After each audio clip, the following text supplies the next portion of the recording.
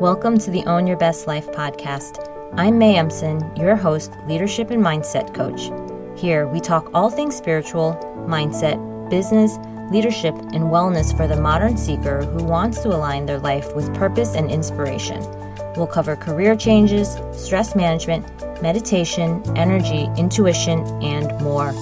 Each episode holds spiritual and practical tools to help you live a life of your wildest dreams without getting burnt out along the way.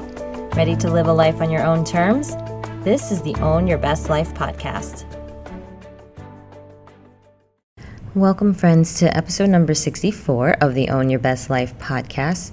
So I have been personally very interested in this idea of simplifying my life in the last decade or so. And if you are someone who loves Marie Kondo, the idea of minimalism, or are even just intrigued by the possibility of how to simplify your life, then you are in for a treat. Today I'm going to share 13 ways that you can reduce the complications in your life right now. If you're into this idea of simplification, whether you realize it or not, you might also love this idea of living more mindfully or living more intentionally.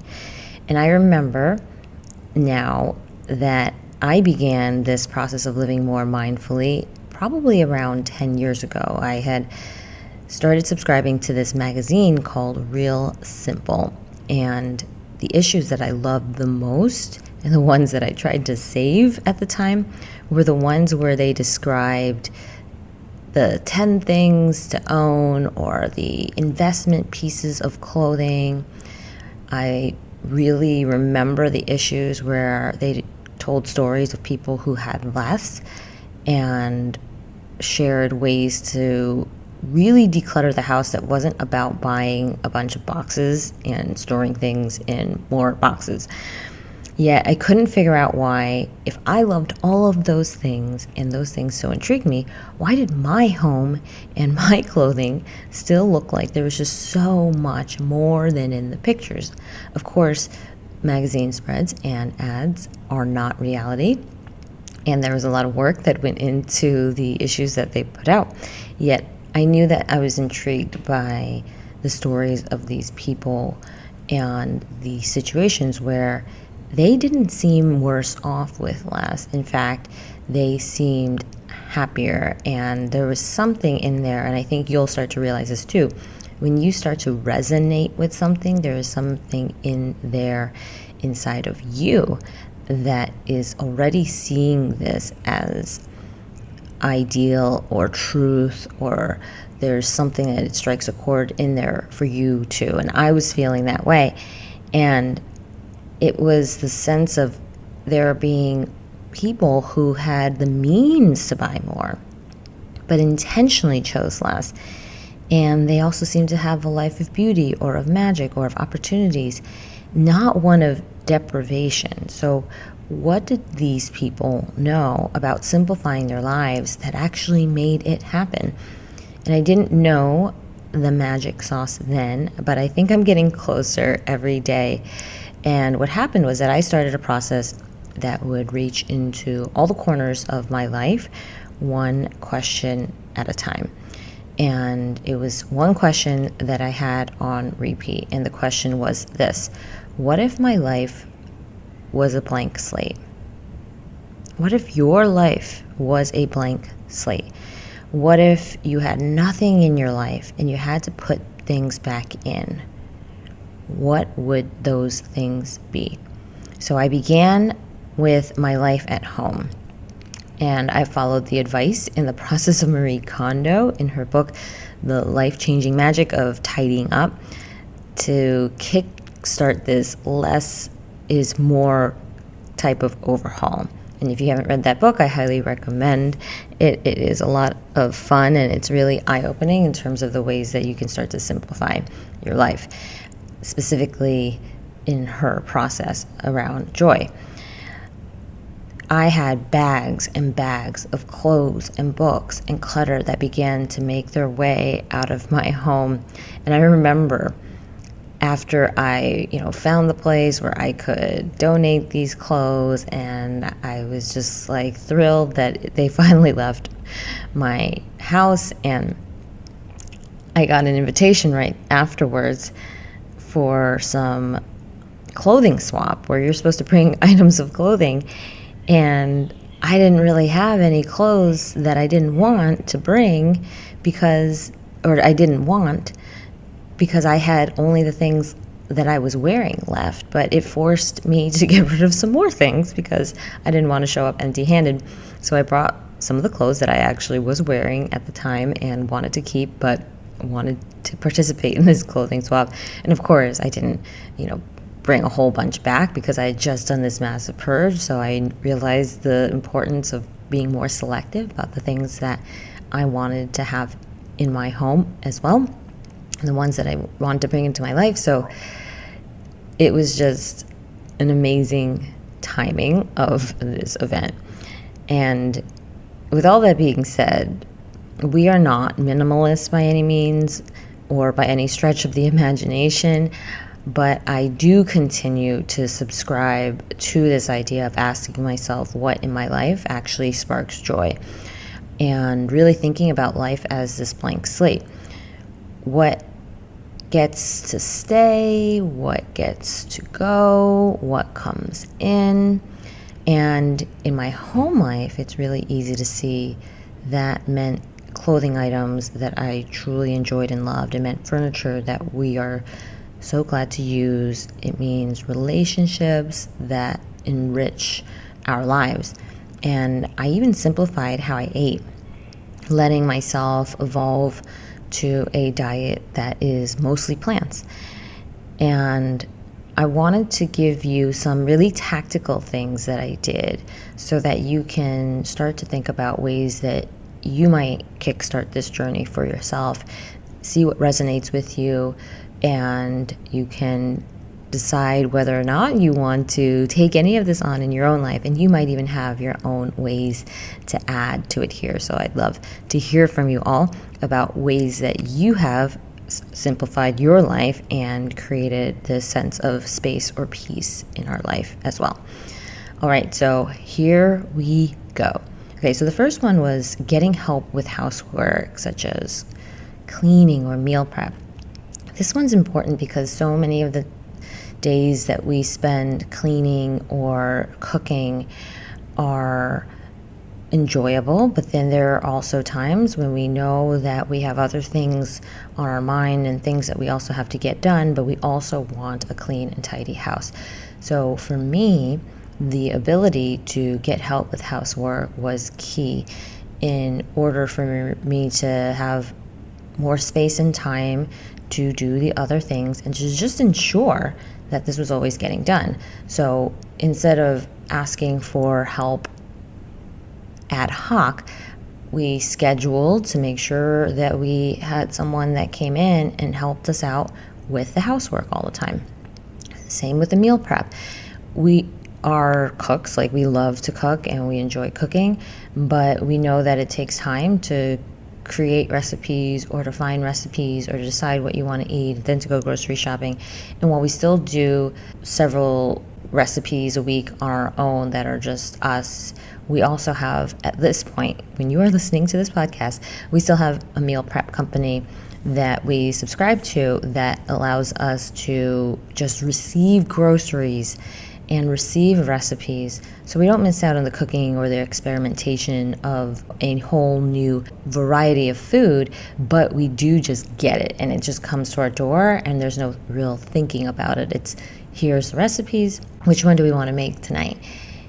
It has helped us ensure that we get the healthy food that we're looking for, but that we're also making something delicious. So if you haven't subscribed to meal prep companies, you can find so many out there that cater to your personal diet or the way that you want to eat. They also have ones that are more heavily prepped or less prepped, so you can actually buy things that are completely made for you or completely, cook from scratch, which is where we are right now.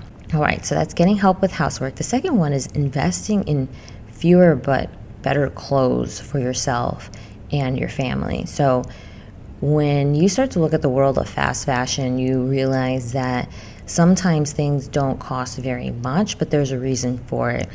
And sometimes we are jumping on trends. And if we are constantly looking for trends, we're also constantly buying more clothes. And it creates this way of living where you're trying to always adapt to what is happening around you in terms of I need to keep up versus I have what I need and I don't have to keep up because there's no keeping up with anything. When you think about clothing, very rarely do we wear something completely out. Maybe when we were kids, and my kids will wear their clothes out, but one of my daughters is actually this great representation of this less but better, fewer but better clothes. She doesn't actually like a whole variety of clothes. She likes what she likes, and she will wear the same things constantly, literally for years until they wear out. And in the beginning, it would frustrate me because I was like, okay, I'm buying you these clothes. Why aren't you wearing more than these 2 pairs of shorts or pants?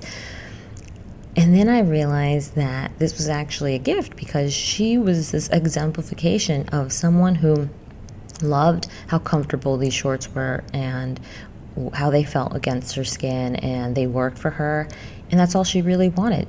She never really wanted the additional items, so why did I bring them in? So I've reduced how much I purchase for the kids to what I think really makes sense in terms of practicality, and think about the same thing for myself as well. When I am bringing new things in, I'm not necessarily saying it has to be expensive. When I say it's, fewer but better, better isn't always more expensive, but better being I know that I will want to wear it more often. I see how this is going to be something that I wear for a while. This is something I really love in terms of the comfort of the style or the beauty, and it's less driven by trends versus how does it fit on my body, how does it feel, does it do what I want it to do for the purpose I want it to do it for. So again, fewer but better clothes. I actually work with a stylist also who really helped with that process, because when she came in, she also did a closet detox for me, and things that I wouldn't have let go of, she was able to immediately take that next level. So again, I've done Marie Kondo. I reduced my clothes dramatically, and I don't really have any kind of storage for extra clothes, because essentially what hangs in my closet and what are in my dresser drawers are all the clothes I have. But she took it to the next level, and it was actually really helpful, because again, when I asked myself that question, if this was a blank slate, would I put all of these clothes in? The answer was no. The items that she took out were the ones that I wouldn't be putting into my life now. And so again, if we didn't miss something because of this thought of losing it, we might not be so clingy to it. So just a reminder that we have a loss aversion that is at its core irrational but very human in nature. So just be mindful when you are thinking of taking something out that there is this loss aversion, that we have this bias towards loss that makes losing, let's say, $1 worse than gaining $1. We feel that there is something about this fear of missing out or losing something that's really painful. And if someone were to give it to us, then we'd probably not feel so excited about it, yet we hate to lose it. So just remember when you're letting something go that this loss aversion, this human side of you is really kicking in. All right. The third item is to create a rhythm for connecting with friends and family. We all know that we want to spend more time and more high quality time. We want to really be present with the people that we care about, that we love, and that this is one of the most important things for us in this lifetime, is to really be a human that connects with other people. And for you, it could look like this rhythm. And I describe it as a rhythm because that's how I've found that it works well in our lives. Think about this idea of weekly date nights, or this idea of trips with people, or spending time every Sunday with someone. When you create a bit of this routine around spending time with your family, whether it is I have breakfast with my family, or I have dinner, or for me, we always spend Thanksgiving with my side of the family, and we always spend Christmas with Jay's side of the family. It reduces a lot of the confusion about what am I doing tonight? How often do I hang out with them? Is it enough? Is it not enough? So you can take a step back, think about the important relationships you have in your life right now, and then ask yourself, how often do I want to see these people? And then just put it in your calendar and make it a regular thing. I also have in my calendar reminders to call people, for example, that I just know that I want to reach out to, because again, life will get in the way if we don't have something like this to kind of prompt us, to remind us that this is what we do. So the next one is investing in regular and consistent childcare. So if you are someone who has children, maybe even pets, this will be helpful for you. So you've probably seen the difference of when you know that your kids are well taken care of, when you know that there is a predictable schedule for them to be on, so that you can do your thing. You can plan around it. You can have a sense of the way the days are going to flow or the weeks are going to flow. You can also give your kids a sense of routine, rhythm, structure that provides a sense of safety, security, and ability to know that they are grounded in something. When we have inconsistency in our childcare arrangements, it's also a way of creating inconsistency in our own lives. So there's this ripple effect because we care about our kids and our pets, or any kind of dependence that you have that are within your responsibility or that you want to take care of. It creates inconsistencies in your whole life, this idea of this ripple effect. We care about them, and if we have this inside feeling that something's not well taken care of, we feel really incongruent because it feels like we're not caring about them the way we want to. So the idea of investing in care that is going to be regular, it's going to be consistent, it's what you need, may take time and effort and may cause a lot of, I would say, concern sometimes, to think that maybe someone else can take care of them as well, or if not better than you. But it is going to be one of the ways that if you need time for you to do the things that you need to do, for example, your own work, or running errands, or getting things done, or taking care of other things in your life, you're going to want to have this way of just knowing when things can get done, because the important people in your life that you are taking care of are also being taken care of themselves. So again, if this is not something that's currently present in your life, just imagine what it would feel like to know that the people you love, the things you love, the animals and beings you love, and that you care for are well taken care of, even if it's not by you, and that you have some time and consistent time to be able to do what you need to do. So that is number 4. Number 5 is subscribing to things that bring beauty and magic in my life, things like fresh flowers. So I would say that this can be anything that's starting to draw a sense of curiosity, or this sense of this inner pull. And so for me, I've always loved fresh flowers, even when I couldn't afford perhaps like a florist to create bouquets. I remember I got my first job and I was in Baltimore in this tiny loft, and I would go and buy like a single flower and put it in a vase and have that on my coffee table. And I remember it was this ritual, like every time I would pass this certain store on my way back, I would, stop in and grab it. So even if it's one flower, and you just have that on your grocery list and you buy it at the grocery store, or you stop by the florist and you buy this one flower, and it's just your tiny ritual that brings grace and beauty into your life. It is this way, I would say, of simplifying your life, because you just know that you're not fighting for these moments of beauty and peace and connection to this, small thing that brings so much beauty and joy. It's just a regular part of your life. And so whether it is a subscription where it automatically is provided for you, or whether you put it into your life in terms of routine, I would encourage you to think about things that bring beauty for you, things that bring magic for you, things that bring a sense of thrill, or not necessarily like a distraction kind of thrill, but the sense of like inner quiet thrill, that you're able to kind of have something in your life that you feel brings a bit of spark and magic and joy. It is very personal. So flowers might not be your thing. It could be working with a coach, doing some kind of work, whether it is physical or mental or emotional, spiritual. It could be something like your personal meditation practice.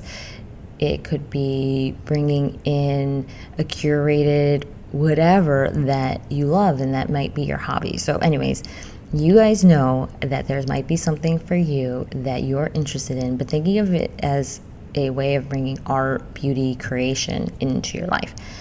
Okay, number 6 is this, and I talked about this a little bit, but you're going to get it more in number 6, which is a consistent spiritual, mental, and physical health practice. So when I talk about spiritual, mental, emotional, physical health and the practices, think of things like daily meditation, gratitude, exercise. When you have a consistent practice, you don't have to think, is today the day I'm going to do this thing? Is tomorrow the day I'm not going to do this thing?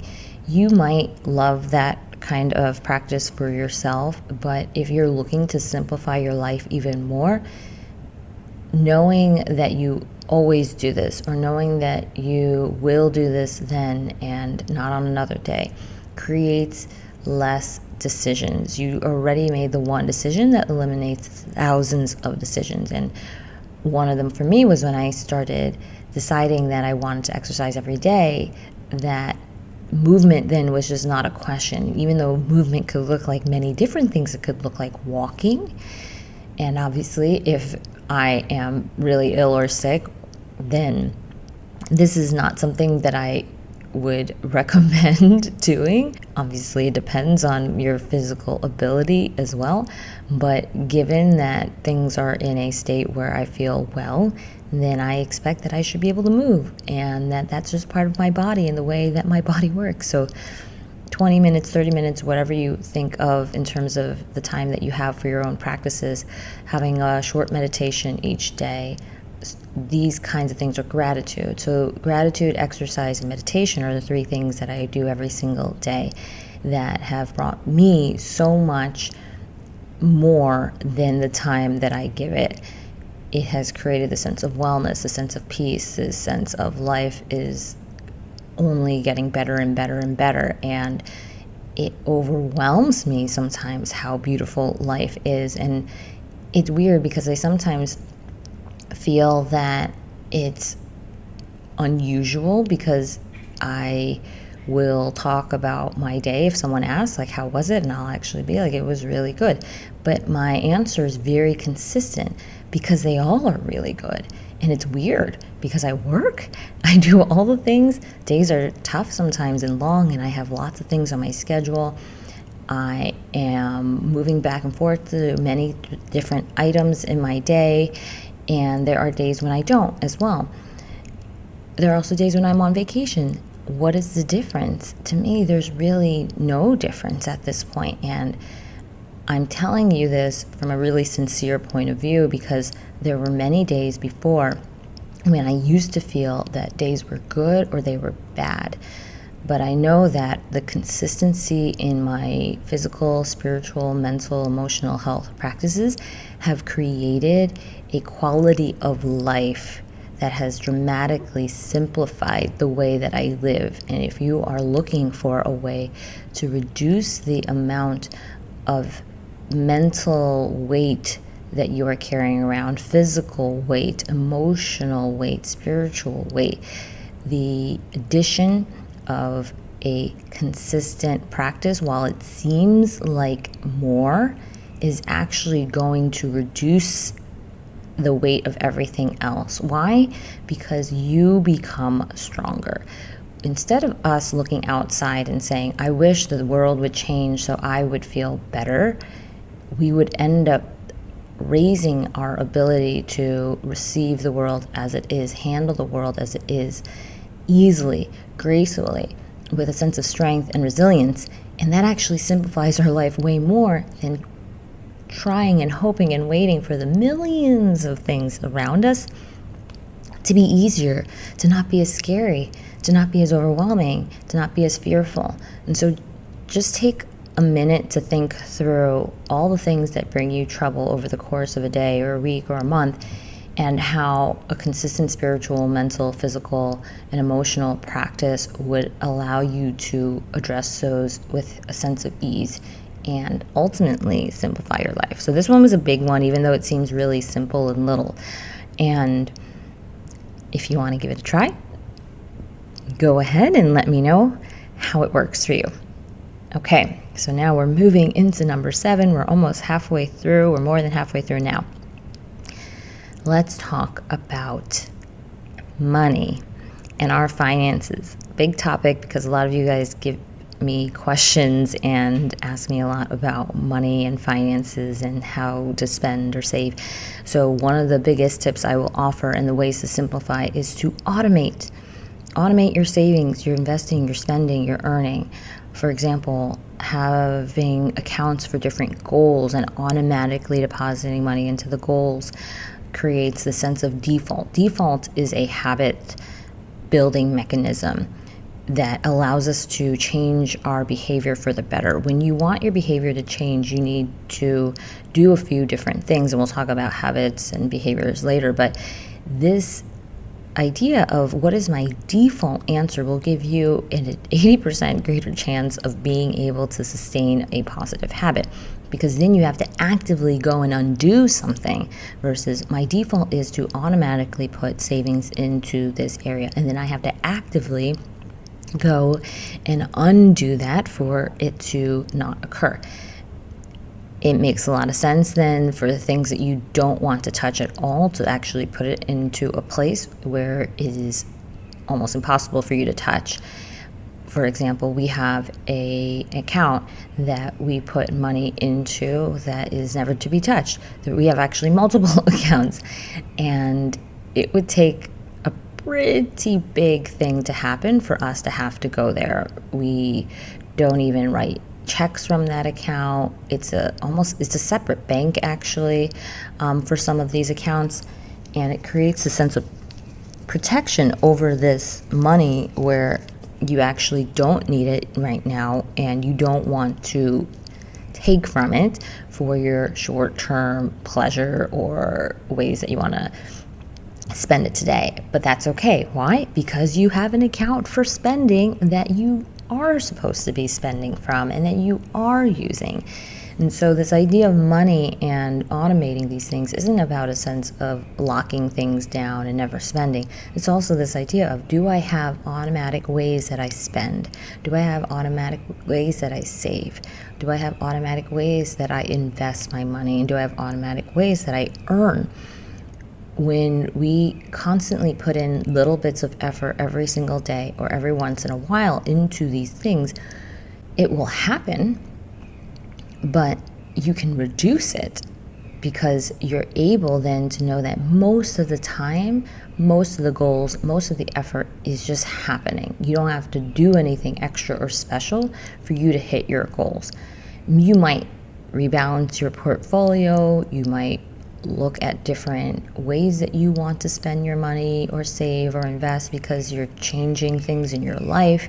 You have different goals now, or you're in a different life stage. Those all are reasons for you to spend some time. But the daily looking at our numbers, looking at all of the things, doesn't have to be filled with a sense of dread. Because if you're able to automate and create ways in which you are financially healthy, then you just have this sense of peace and ease again with your financial picture. So again, That was number 7, automatically saving things so that you are able to hit your goals, perhaps shift your debt to equity ratio to ways that you feel are healthier and more balanced for you, and ways that you actually prioritize your own financial freedom. All right, you hear the birds in the background. So number 8 is to reverse engineer your work and focusing on the outcomes that matter at the end of the quarter, the half, the year, however, the month, however you are looking at your time. For me, I think about the year. It is long enough that I know that there's a lot of time to do things, but it is short enough that I also know that I gotta get some things done. And so I have realized that it is very easy for me to fill my days with the small things, like checking email, like responding to people. And I am not going to be the quickest responder on email. That is not my goal. I will never be given accolades for you have responded the quickest to someone's emails, and I doubt that you are going to be either, unless literally that is your job, which is to respond to people's emails. That's a different story. But the job descriptions I've given myself in my coaching work and in my entrepreneurial business does not involve the answer of all emails. The job descriptions that I have for my corporate work of training and development does not include that as well. What it does include things are designing and creating new programs. It is the ability to create change. It is the ability to have a sense of leadership that we are developing in terms of culture. It is the ability to create transformational and healing experiences. Focusing on the outcome, focusing on the actual process of what it takes to get to where it is you want to go, allows you then to reverse engineer and say, okay, what are the conversations perhaps that I need to be having on this day-to-day basis that will create those things? What is the kind of thinking? What is the quality of time? And where do I need to spend it? That is a way to simplify your life. So instead of us doing the day-to-day and the to-dos over and over again, knowing the whole time I'm not getting to that one really important thing, we are filling our lives with a sense of dread. We are filling ourselves with anxiety, because that's when you know I have this big burden and I'm not getting to it, instead of saying I have this big burden and guess what, it's not a burden anymore because I just get to it. I do the most important thing right away. And that is the difference between reverse engineering your work or doing a to-do list. Focus on the outcomes that matter to you. Focus on what you want to be known for. What is going to be your thumbprint? What is your thing that says that you were here? And if you have a thing that you can think of that you want to be able to say to yourself, you know what, at the end of this year, I did this thing, or I created this thing, or I became this thing, or I started doing these things, that is what you can spend your time on now instead of waiting till the end of the year. So again, reverse engineer, focus on the outcomes that matter, and then start doing the process that gets you there. Number 9 is reducing the hours I work. I know that sounds easy, right? Well, of course, I would love to reduce the hours I work and simplify my life, but my job just requires so many hours. So what do you do then? So there are many ways to do that. There is a sense of reducing the number of hours, but there's also a sense of reducing the quality of time that you spend on things that aren't in your zone of genius or don't light you up. I will say that over time, I have figured this thing out more and more because I was someone who overworked and worked a lot and continued to still love work, but I've also had to understand what is the impact of work on my health?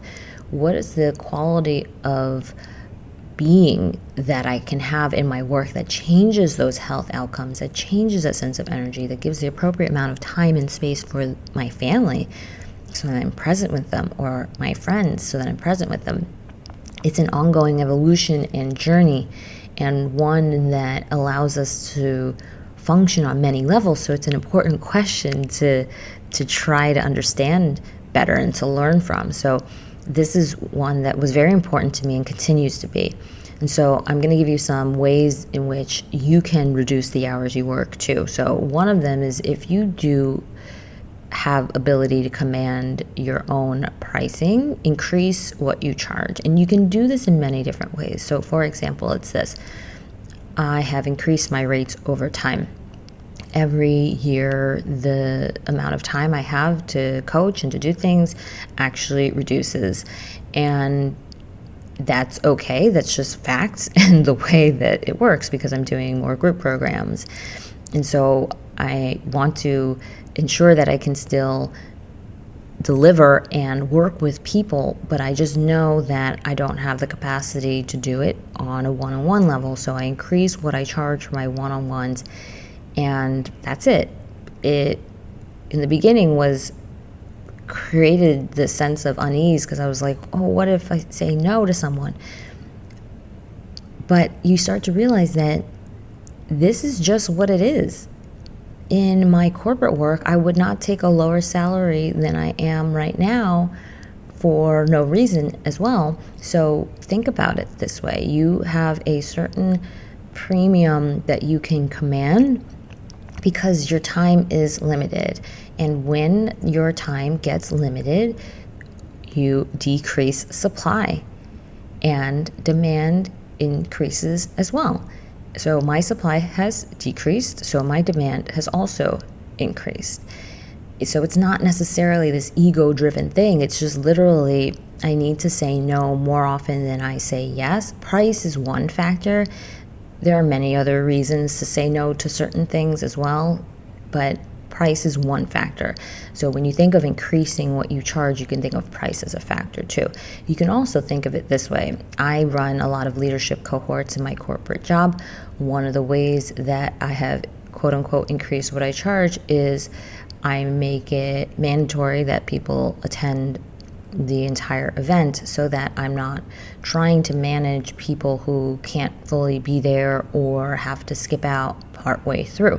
I have no control over other people's schedule, but I can make advanced decisions on the quality of the attention of the people that are there and the experience that everyone gets to have, mainly because I've gotten feedback that when people come and go from these experiences, other people find it really distracting. So increasing what you charge can also be this sense of creating some boundaries around the way that you show up and the people that are around you in the type of work that you do.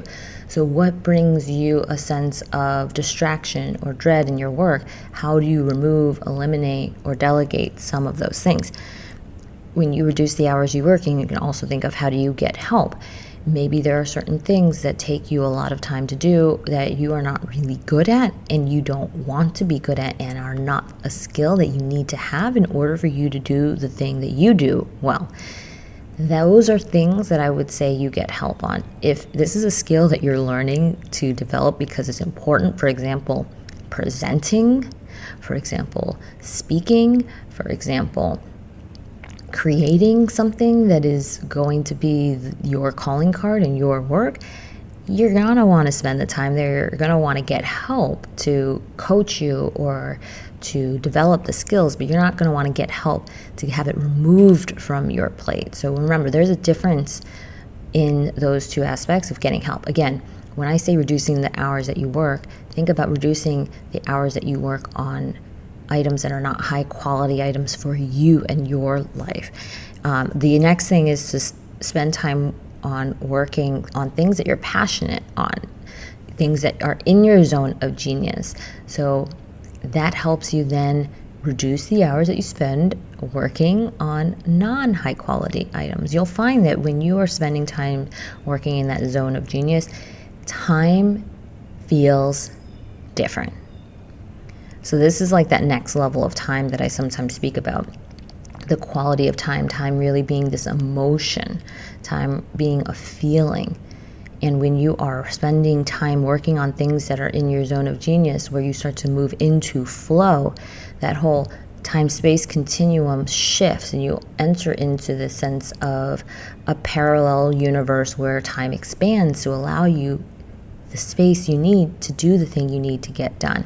I've entered those spaces many a time, and it feels like, if you've ever seen the movie The Matrix, that's what it feels like. And I remember trying to describe it to someone when I was in college, and I didn't realize it then, but it is this, for me, this is a way that I enter into, I think, the akasha, into the energy that's around us.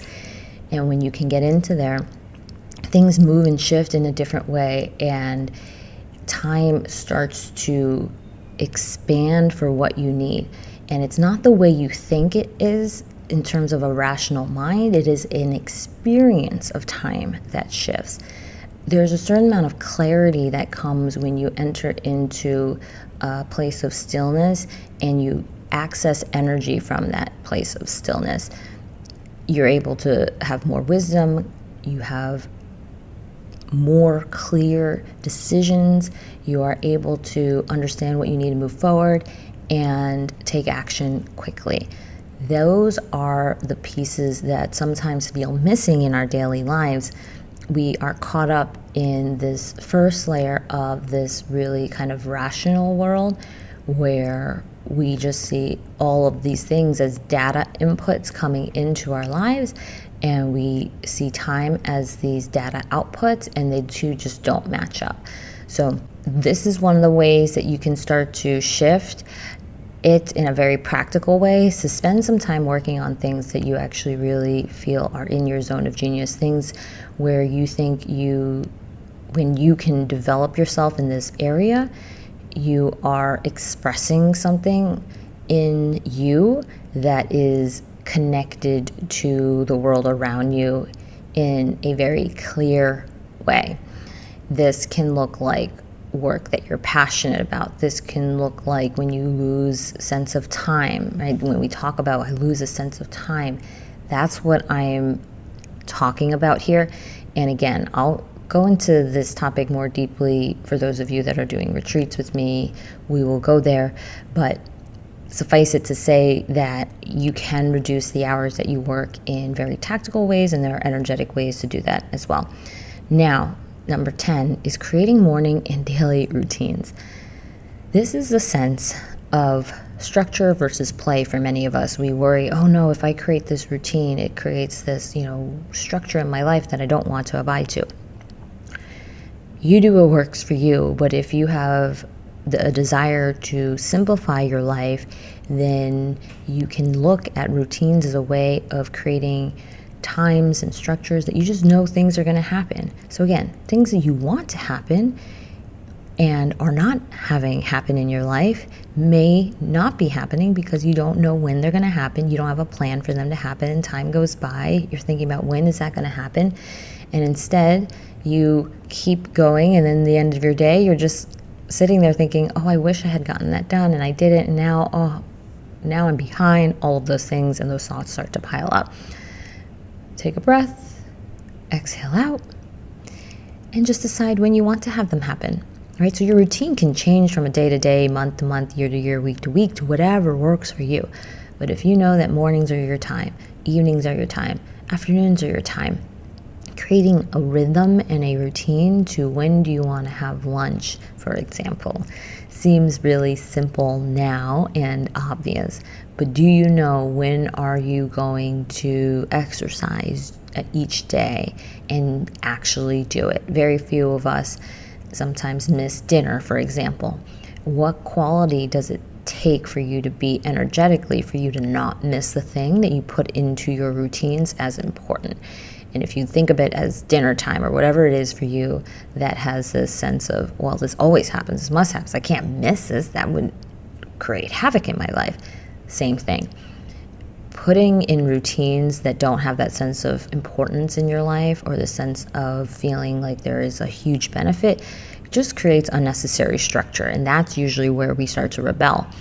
But putting in things that you are excited about or are life-giving for you, like eating food, can create a whole new sense of well-being in your life as well. So again, think of it as something that you actually want to do that creates a sense of well-being in your life, that are life-giving, time and structure for it, and then that helps us reduce all the decisions that we're making on a day-to-day basis. Number 11 is this one decision. So I made this one decision. You get to decide if you want to make this one decision for you too. But my one decision was I decided I wanted a life of less suffering, but more joy. And so you don't have to decide this for you right now. You can think upon it. You can meditate on it. You can just sit with it, walk with it. But when I decided I wanted a life of less suffering and more joy, it was for me this understanding that it was possible. And maybe this is the first time that you realize that it's possible for you, but here you go. Here's a gift from me to you today. It is possible. You can have a life that is flipped. Most of us have a life where it is mostly negative and there are bouts of joy and happiness in our life. What if your life was mostly positive, mostly joy, mostly gratitude for all the experiences, and just bouts of worry, sadness, not knowing what's happening, and all of those other emotions of fear? What if your life was more the sense of well-being, that even though you have very human emotions of grief, of sadness, of shame, of not belonging, of comparison, you can still hold all of those in a space of beauty, in a space of understanding, in a space of learning?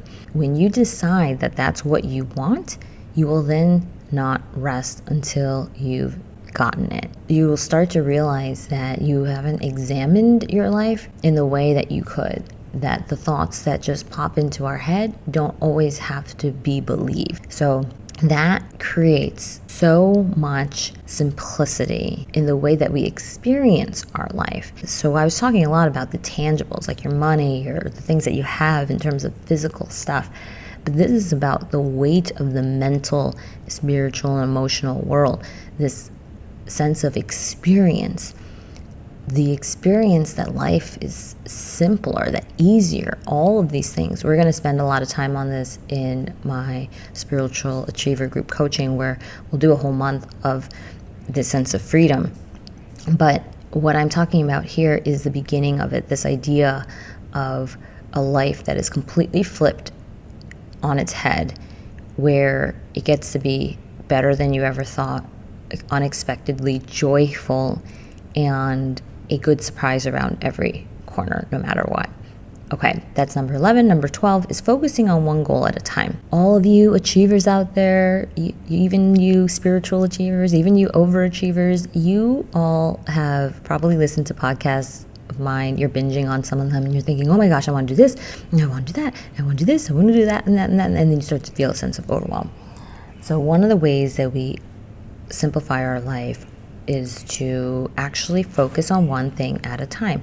You will get to it. If you care about it, don't worry. There's time and space for everything. Let's focus on one thing at a time. You can always reach out to me if you need some help on figuring out what thing you want to focus on.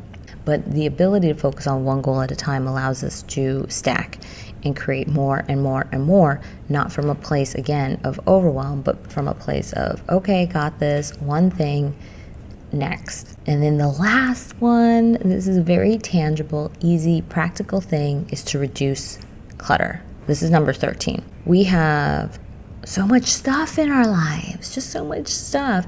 And I'm not saying that there's a perfect place to be, nor am I saying that some stuff is good or bad. When I say clutter, there's a clutter in our minds, there's a clutter in our lives, there's a clutter in our stuff. Look at the stuff that you have and notice the patterns around it. Maybe it's a thought pattern. There's all this stuff in my head and I always think the same thing.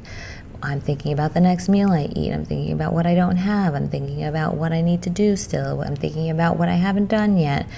What are the patterns of the thoughts that I have around these things in my life? Same thing with the things in your house. Do you have all sorts of the same kind of stuff? Maybe you have like 25 of the same kinds of things. Is that a pattern? Because then that's a sign that there's something emotional or deeply rooted there in the having of the thing. maybe it is, for me, I started noticing, I'm collecting all these personal development books. And while that is not clutter for me in many ways, because to me it's like education, it was creating a lot of clutter on my shelves and in my home. And I had to think, okay, well, do I want them in my space? Are there other ways to not have them all physically stacked up here? Do I want to give some away? Do I want to get them in digital form? It doesn't really matter what the actual thought is. The idea is to question it. So start to take a little bit of space. Maybe it's a corner of your desk and you start to think, how do I reduce the clutter there? What am I not willing to let go of? What if I had nothing there to begin with? And then what would I put back in? Oh, you know what? I wouldn't put that box back in because I don't need the box. Maybe I just need the contents of what's in the box and that's it. If I could redesign this whole space, it would look like this, this, and that. Okay, let's do that instead. So again, take a step back, remove everything in your life, and then ask, what would you put back in? And very often, you'll probably end up with a lot less clutter than you originally had, whether it's in your thoughts, right, in your mind, or in your physical environment. All right, so those are the 13 ways you can simplify your life. Let me know what resonates with you, how you use this, maybe items that you want to add to this list yourself. And in this month's leadership group coaching, the Spiritual Achiever Leadership Group Coaching Program, we're going to be covering mind-body practices. How do we learn what our bodies are telling us? How do we connect to our mind from a different space than we normally do? How do we connect to these internal and external experiences, from moving from conscious to super conscious points of view, and live our most healthiest lives? So if you enjoy these kinds of topics, you can go to www.mayamson.com/contact and reach out, and I will send you more details. I also have a Spiritual Achiever meditation series that people love. It is completely free. You can go to mayamson.com and download it there, and you can get to listen to some of the best meditations that I offer on repeat all day long. All right, so thank you, my friends. That's it for this week. Stay well, stay healthy, and I will see you next time. Thanks so much for joining us this week on Own Your Best Life. Make sure to subscribe to the show on iTunes or wherever you listen to podcasts so that you'll never miss a show. And while you're at it, can you please rate and review on iTunes? I would so appreciate it.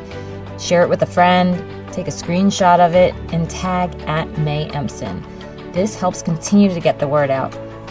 For more show notes and resources, check out www.mayemson.com. You'll have all the links to everything you heard here today. Thanks so much for listening. It's time to own your best life.